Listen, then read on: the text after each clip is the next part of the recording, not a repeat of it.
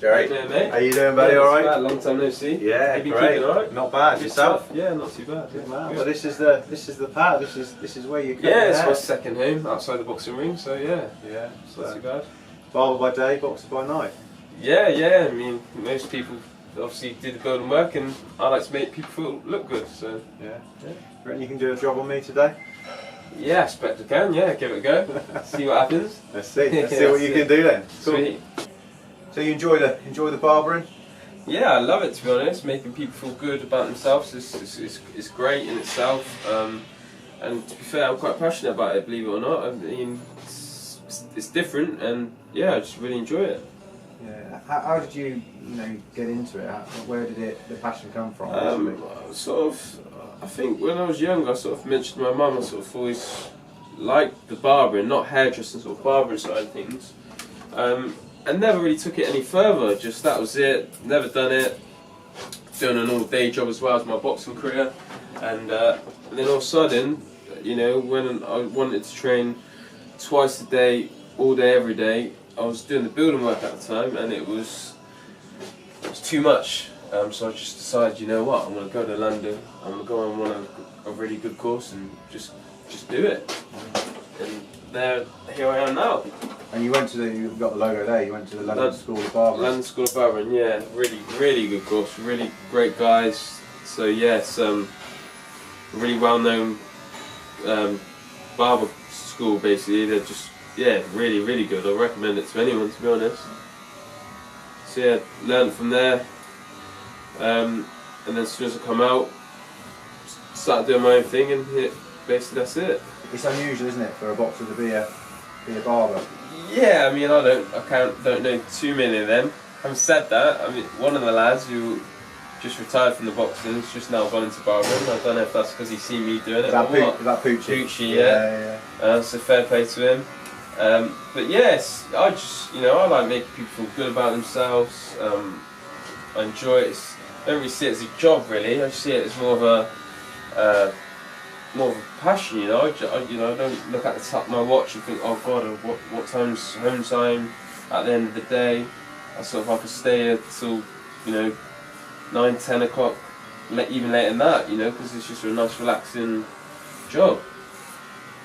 Do you get any stick from anyone for being a boxer but then a barber? Not that much. I've had a little bit, and there were little comments. I mean, it's being expected, but apart from that, I just laugh with them, just think, all right, I'm gonna cut your hair in a minute. Keep saying it. It's fine, not a problem. So onto the boxing. Where did it all start with boxing? What was your earliest kind of childhood memory of putting boxing gloves on and wanting to box? So basically, yeah, that was also a random one. So basically, I used to race motorbikes when I was younger. Then it got really expensive, so I stopped doing that. And obviously, I was always in sport, playing football. Doing all different things, being busy, and then I just one day turned around to my dad and was like, I want to go boxing. And I was with one of my friends, and he sort of said, yeah, I'll come with you. So we went to Paddy Fitzpatrick. He was down in Maxwell Street, that's the one, down in Maxwell Street at the time. Went there, met him, went training, loved it. Next day my friend didn't come with me. Don't know why, but he obviously didn't enjoy it, didn't come with me. And then I just kept going back, then turned amateur with Paddy, which was great. And then, things progressed, and then eventually I turned professional. And your first fight, do you remember it? It was against Sid Razak in Swindon. At Oasis. And, I mean, that fight, I trained hard for it. I mean, I thought I was ready for it. My work rate was a hell of a lot better than his work rate. He didn't do a lot at all. But the thing about that fight which we didn't really look at, was the fact he was a very experienced fighter. So when it come to me boxing him, okay, he hasn't had as many wins, so it was a good fight for me to have for a debut, but then we didn't take in consideration that he was experienced. So unfortunately I lost that fight. But I enjoyed it and stuck with it and kept boxing and had fights I've had now. When you first turned pro, what were your aspirations? Because presumably you're like any boxer, when they turn over, you want to win titles. And yeah, definitely. I mean, I was my aim was to be a prospect, just win, do what I sort of did in amateurs, just start winning as much as I can, do the best as I can, and enjoy it at the same time, because that's the main thing. If you're not enjoying yourself in any sport, then what's the point? So, that was the idea of it. Obviously, when I lost against Sid, it sort of, I had thoughts, and I started thinking about, what's the next step for me, and I didn't really know the answer to, basically. so you then had another 8 fights, and it was another 8 defeats before you actually kind of got a win. And during that period, was that when it dawned on you that you'd be better off being a journeyman boxer than a prospect? Well, I went into being a journeyman after my first fight. Oh, really? So after my first fight, I lost. Basically, I was at work, and I had a phone call on my lunch break from my manager saying, "Look, I've got a fight for you." I think it was that day, and I was like, "Oh, really?" Bear in mind, I had like a week, 2 weeks off training. I was like, "Really?"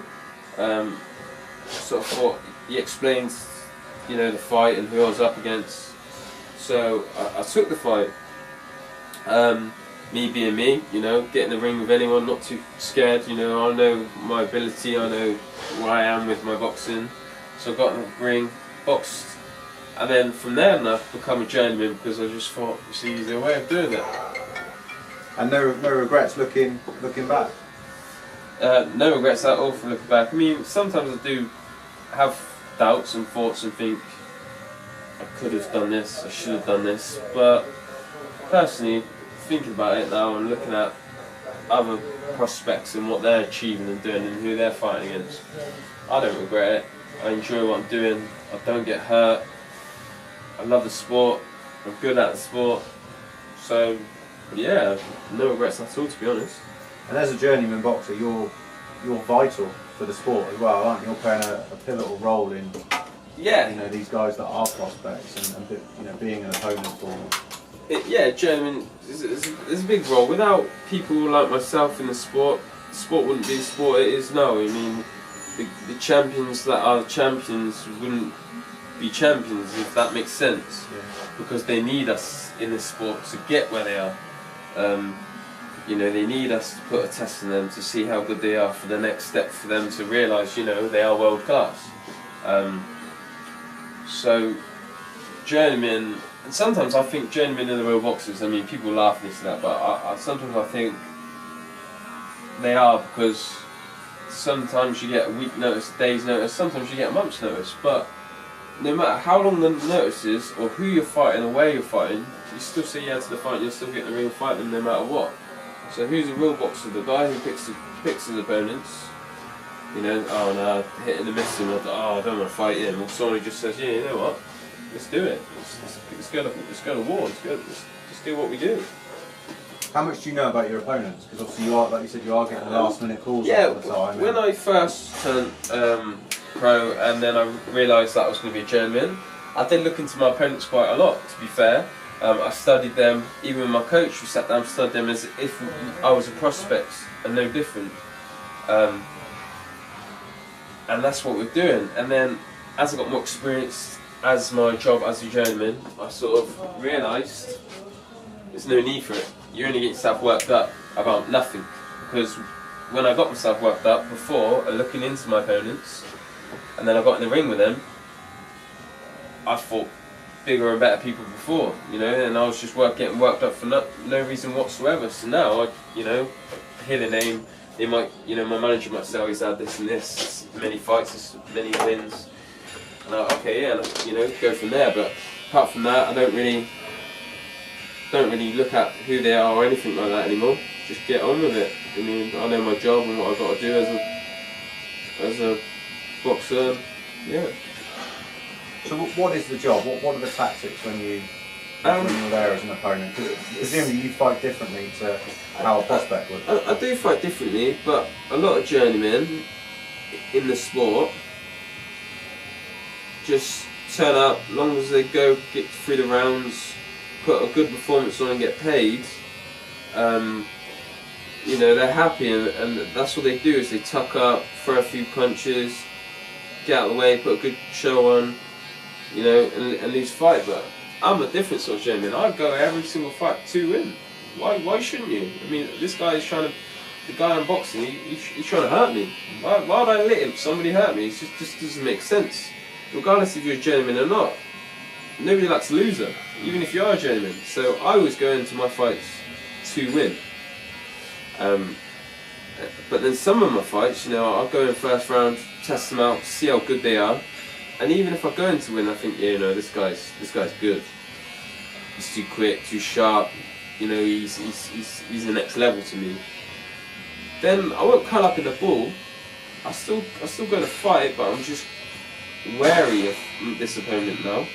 So instead of doing chances, making openings, I sort of wait for him to open that opening for me. Wait for him to attack. Then I can see a shot, should I say, or something like that, you know. Or sometimes if they're too experienced, then I just do what I've got to do. You know, dance around the ring, put a good performance in, look after myself, because that's the main thing in any sport, is looking after yourself. You know, and then when he comes at me, I just let him know that I'm there. You know, dig him with a few hard shots, and it's just different, really. Depends who you fight and how you feel in the ring at that particular time. You know, it's your comfort zone. That's what it's all about. How you can cope with it.